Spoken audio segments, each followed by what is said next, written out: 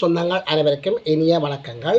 இன்றும் பல அதிசயமான மிகவும் த்ரில்லான ஆச்சரியமான மயிர்கூச்செறியும் பல்வேறு சம்பவங்கள், குறிப்பாக சங்குப்புட்டி பாலத்தில் கொலை செய்யப்பட்ட இளம் தாய் தொடர்பான ஒரு விரிவான விளக்கத்தையும், செம்மணியில் மோட்டார் சைக்கிள் ஆட்டோ பஸ் ஒன்றோடு ஒன்று மோதி உதைப்பந்தாட்ட நடுவரான வடமராட்சியைச் சேர்ந்த இளைஞர் பலியாகியிருக்கின்றார். இது சம்பந்தமான ஒரு விளக்கம்.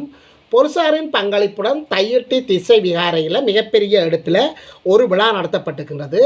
அண்மையில் விமல் ரத்நாயக்கா இந்த விகாரை தொடர்பான 2 வாரங்களுக்குள் ஒரு நல்ல ஒரு தீர்ப்பு கிடைக்கும் என்று கூறியிருக்கின்றார். நாங்கள் கூட அவர் கூறியது எவ்வாறு இருக்கும் என்று சொல்லி கூறியிருந்தோம். அவ்வாறு தான் இந்த தீர்ப்பு வரும் போல இருக்கிறது. எனவே போலீசார் அதாவது சட்டவிரோதமாக அமைக்கப்பட்ட இந்த விகாரை, அதாவது தமிழ் மக்களினுடைய பூர்வீக நிலங்களில் அமைக்கப்பட்ட விகாரை என்று சொல்லி தமிழ் மக்களும் கட்சிகளும் சேர்ந்து நீண்ட காலமாக போராட்டத்தை மேற்கொண்டு வருகின்ற இந்த பின்னணியில் இவர்கள் போலீசாரினுடைய முழு பங்களிப்புடன் அந்த திச விகாரையில், தையிட்டியில் உள்ள திச விகாரையில் மிகப்பெரும் அளவிலான ஒரு விழா ஒன்று நடத்த ஏற்பாடு செய்திருக்கின்றார்கள். இது சம்பந்தமான விரிவான விளக்கத்தையும், செம்மணி அகழ்வுக்கு ரூபா 19 மில்லியன் நிதி விடுக்கப்பட்டிருக்கின்றது, மழையால் அகழ்வு பணி தாமதம் தேதி வழக்கு ஒத்திவைப்பு என்று சொல்லி ஒரு விரிவான விளக்கத்தை நாங்கள் பார்க்க போகின்றோம். சண்டிலிப்பாய் வடக்கில் இனந்தெரியாத குழு அட்டகாசம், இது சம்பந்தமான இவர்களுடைய அட்டகாசத்தையும் விரிவாக பார்க்க போகின்றோம். யாழில் பல்வேறு குற்றச்செயல்களுடன் ஈடுபட்ட 14 பேர் அதிரடியாக போலீசாரால் கைது செய்யப்பட்டிருக்கின்றார்கள். இது சம்பந்தமாகவும் மைத்ரிபால சிறிசேன, அதாவது முன்னாள் ஜனாதிபதி மைத்ரிபால சிறிசேனவிடம் குற்றப்புலனாய்வு பிரிவு, அதாவது ஊழல் ஒழிப்பு குற்றப்புலனாய்வு பிரிவு சுமார் 5 மணி நேரம் விசாரணைகளை மேற்கொண்டிருக்கின்றார்கள். இது சம்பந்தமாகவும் அர்ச்சுனா ராமநாதன் அவர்கள் நைஜீரியா நபர் ஒருவரை சந்தித்திருக்கின்றார். அந்த நாட்டினுடைய அரசாங்கத்தினுடைய மிகப்பெரிய ஒரு அரசியல்வாதியை சந்தித்திருக்கின்றார். சந்தித்து காணொலியும் வெளியிட்டிருக்கின்றார். மிக முக்கியமான ஒரு கருத்தை கூறியிருக்கின்றார். இது சம்பந்தமான விரிவான விளக்கத்தையும் பார்க்க போகின்றோம். எமது காணொலிக்கு நீங்கள் புதியவராக இருந்தால் மறக்காமல் சப்ஸ்கிரைப் பண்ணுங்கள், ஷேர் பண்ணுங்கள், கமெண்ட்ஸ் பண்ணுங்கள், லைக் பண்ணுங்கள். அருகில் இருக்கின்ற அந்த வெள்ளை ஐகானை கிளிக் பண்ணி நாங்கள் போடுகின்ற காணொலிகள் அனைத்தையும் உடனுக்குடன் பார்க்கக்கூடியவாறான நோட்டிஃபிகேஷனை ஏற்படுத்திக் கொள்ளுங்கள். செம்மணியில் மோட்டார் சைக்கிள் ஆட்டோ பஸ் ஒன்றோடு ஒன்று மோதி ஒரு உதைப்பந்தாட்ட நடுவராக திகழ்கின்ற, ஒரு உதைப்பந்தாட்ட நடுவராக காணப்படுகின்ற ஒரு இளைஞர் பலியாகி இருக்கின்றார். யாழ்ப்பாணம் செம்மணி பகுதியில் மோட்டார் சைக்கிள் ஆட்டோ மற்றும் பஸ் என்பன ஒன்றுடன் ஒன்று மோதி விபத்துக்குள்ளானதில் இளைஞர் ஒருவர் உயிரிழந்துள்ளார். நேற்று இந்த சம்பவம் இடம்பெற்றுள்ளது. இதில் வடமராட்சி கிழக்கு உடுத்துறை பகுதியைச் சேர்ந்த உதைப்பந்தாட்ட நடுவரான ஜூட் வயது 27 என்ற இளைஞரே உயிரிழந்தவராவார். விபத்தில் சிக்கிய ஆட்டோ, அதாவது முச்சக்கர வண்டி வீதியை விட்டு விலகி வயலுக்குள் காணப்படுவதாகவும் செய்திகள் தொடர்கின்றன. இது தொடர்பான மேலதிக விசாரணைகளை போலீசார் விசாரணை செய்து வருகின்றார்கள். செம்மணி அகழ்வு பணிக்கு 19 மில்லியன் ரூபா நிதி ஒதுக்கீடு செய்யப்பட்டிருக்கிறது என்று மன்றில் தெரிவித்திருக்கின்றார்கள். மழையால் அகழ்வு பணி தாமதம் என்று சொல்லியும் நவம்பர் 3ஆம் தேதி வரை வழக்கு ஒத்திவைக்கப்பட்டதாகவும் செய்திகள் வெளியாகிருக்கின்றன. செம்மணி மனித புதைகுழி அகழ்வு பணிக்கு 19 மில்லியன் ரூபா நிதி விடுவிக்கப்பட்டுள்ளது. மேலும் மழையால் அகழ்வு பணியை மேற்கொள்வது தாமதமாகியுள்ளது. செம்மணி புதைக்குழி விசாரணை தொடர்பான வழக்கு விசாரணைகள் நேற்று யாழ்ப்பாணம் நீதவான் நீதிமன்றில் நீதவான் எஸ் லெனின் குமார் முன்னிலையில் நடைபெற்ற போது குறித்த விடயம் மன்றில் தெரிவிக்கப்பட்டது.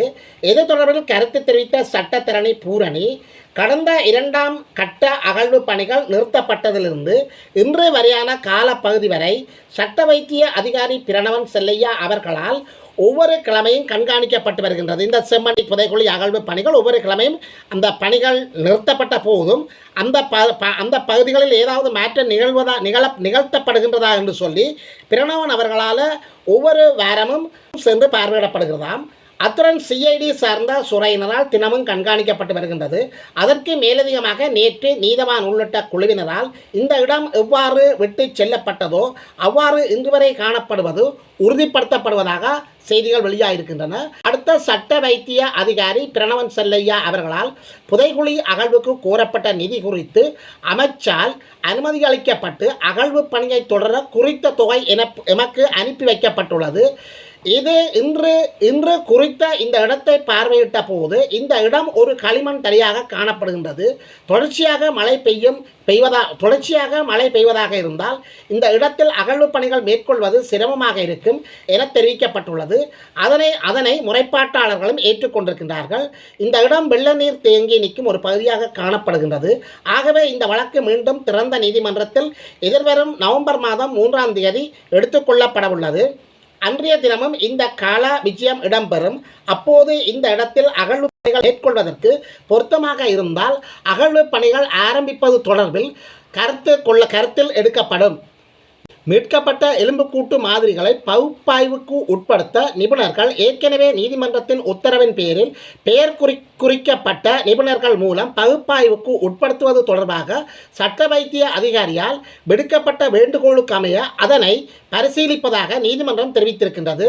குறித்த இடம் தொடர்பாகவும் குறித்த வழக்கு தொடர்பாகவும் யாருக்காவது ஏதேனும் முறைப்பாடுகள் தெரிவிக்க இருந்தால் நகர்த்தல் பத்திரத்தை யாழ்ப்பாணம் நீதவான் நீதிமன்றத்திற்கு அனுப்பி தங்கள் சார்பான விடயத்தை தெரியப்படுத்தலாம் எனவும் நீதவானால் தெரிவிக்கப்பட்டிருக்கின்றது.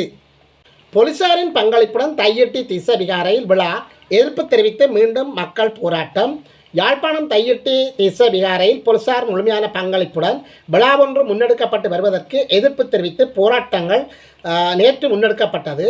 தையிட்டி திஸ்ஸவிகாரைக்கு இன்னும் ஓரிரு வாரத்தில் தீர்வு காணப்படும் என்று சொல்லி அமைச்சர் பிமல் ரத்நாயக்கா தெரிவித்திருந்தார். எனவே இந்த நிலையில் போலீசாரை பயன்படுத்தி தையிட்டியில் இவ்வாறான நிகழ்வுகள் இடம்பெறுவதாக தையிட்டி காணி உரிமையாளர்கள் விசனம் வெளியிட்டிருக்கின்றார்கள். சட்டவிரோத திஸ்ஸவிகாரைக்கு எதிராக பொதுமக்களுக்கு பாதுகாப்பு வழங்கப்பட வேண்டிய போலீசார் விழாவை முன்னின்று ஏற்பாடு செய்கின்றமை ஏற்கக்கூடிய விடயம் அல்ல என்று சொல்லி மக்கள் கடுமையான விசனத்தை தெரிவித்திருக்கின்றார்கள். இனந்தெரியாத குழு வீடு புகுந்து அட்டகாசம். சண்டிலிப்பாய் வடக்கில் இந்த விஷயம் நடந்திருக்கின்றது.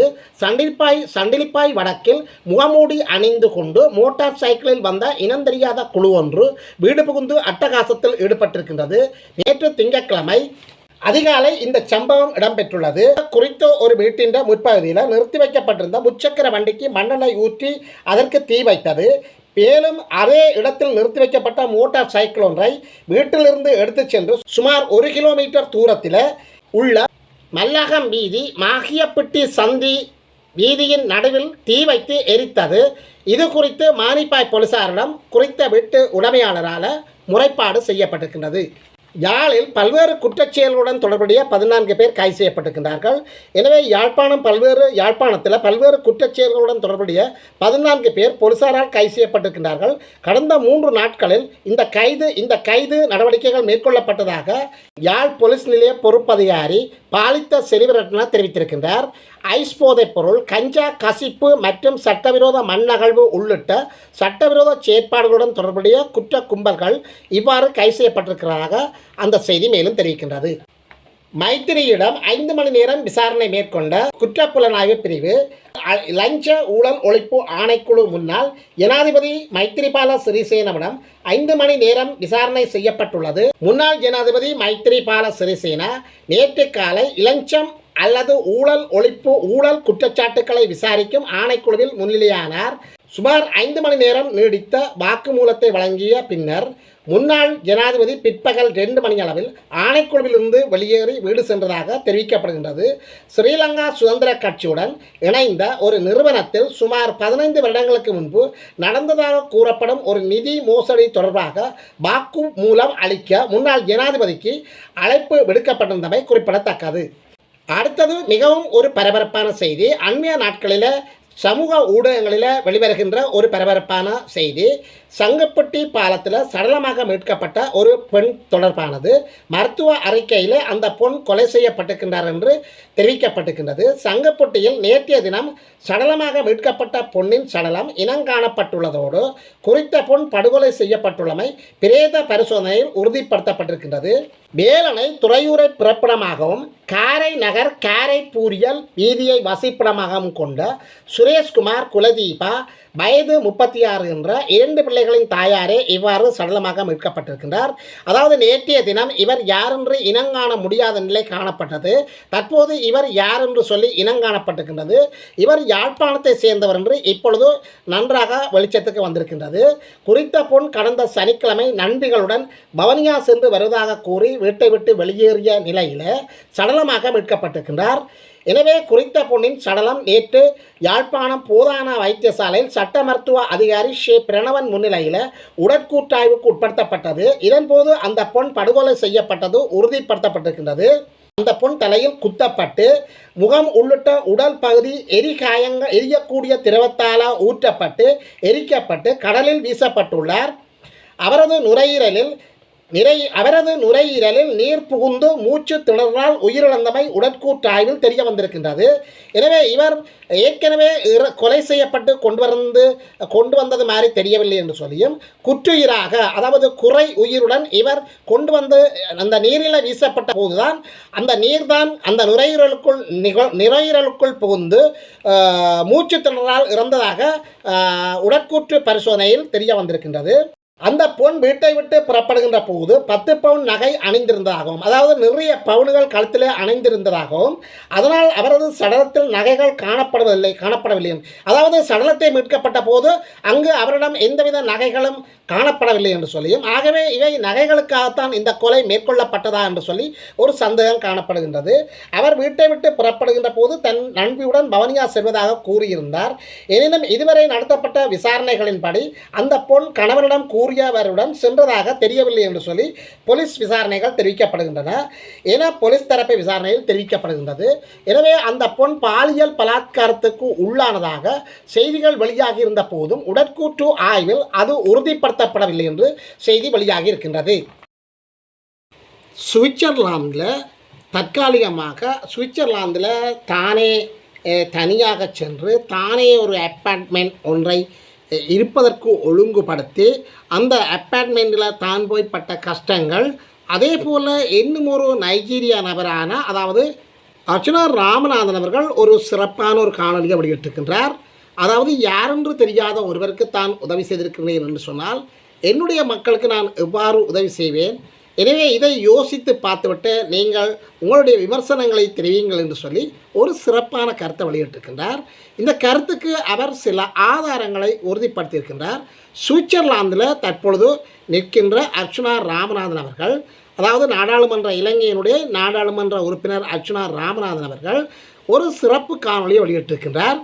அதாவது ஆப்பிரிக்கா நாட்டில் நைஜீரியா நாட்டை சேர்ந்த ஒரு நபருடன் உறவை ஏற்படுத்தி அவருக்குத்தான் எந்த சூழ்நிலையில் உதவி செய்தது என்று சொல்லி அந்த வகையில் ஒரு யாரென்று தெரியாத ஒருவருக்கு உதவி செய்தேன் என்று சொன்னால் நான் என் இனத்துக்கு எவ்வாறு உதவி செய்வேன் என்பதை நீங்கள் சற்று சிந்தித்து பார்க்க வேண்டும் என்று சொல்லி எமது தமிழ் இளைஞர்களுக்கு, எமது தமிழ் மக்களுக்கு ஒரு நல்ல கருத்தை கூறியிருக்கின்றார்.